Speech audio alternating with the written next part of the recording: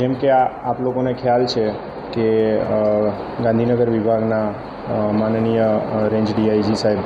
વિરેન્દ્ર યાદવ સાહેબ અને અરવલ્લી જિલ્લા એસપી સાહેબ સૈફ અલી બરવાલ સાહેબ એમનું સતત ફોકસ રહ્યું છે અને એમની માર્ગદર્શન અને સૂચનાથી આપણે સતત નાઇટ પેટ્રોલિંગ ચાલુ હોય છે અને એમાં અલગ અલગ જગ્યાએ આપણે પોલીસ કર્મીઓને ફરજ ઉપર મૂકતા હોઈએ છીએ. તો એ અનુસંધાને જ ગત તારીખ 24/5/24ના રોજ રાત્રિના જૂના બસ સ્ટેન્ડ પાસે કે જ્યાં ઘણી બધી હોસ્પિટલો આવેલી છે અને ભીડભાડવાળી જે જગ્યા છે ત્યાં એક નંબર વગરની મોટરસાઇકલ ઉપર બે ઈસમો શકમંદ હાલતમાં જણાતા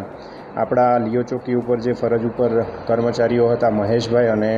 નીતેશભાઈ કે જેમને લાગ્યું કે ભાઈ આ શકમંદ લોકો છે તો એમને બોલાવી અને પૂછપરછ એમની કરી તો એમણે કોઈ સંતોષકારક જવાબ ન આપ્યો અને વધુમાં એમને પૂછપરછ કરતાં એવું જાણવા મળેલ કે મોડાસાના પ્રતિષ્ઠિત ડૉક્ટર છે ડૉક્ટર અશોકભાઈ ઈસરાની કે એમનું ત્યાં હોસ્પિટલ આવેલું છે જૂના બસ સ્ટેન્ડ પાસે અને આ અશોકભાઈના સાઢુ છે જેમનું નામ છે કમલકુમાર હોતવાણી જે એમપીના મંદસૌરના વતની છે, ઇન્દોર પણ નિવાસ કરે છે અને તેમને પતિ પત્ની વચ્ચે કોઈ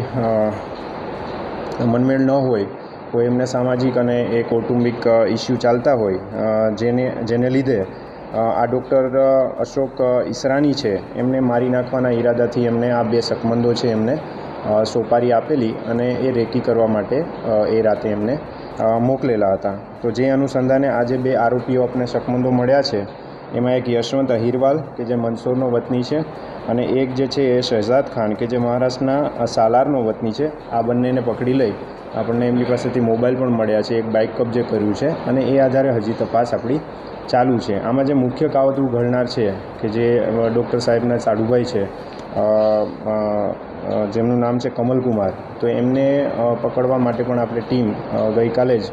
પીએસઆઈ સ્વામી છે એમની સાથે આપણે ટીમને રવાના કરી છે.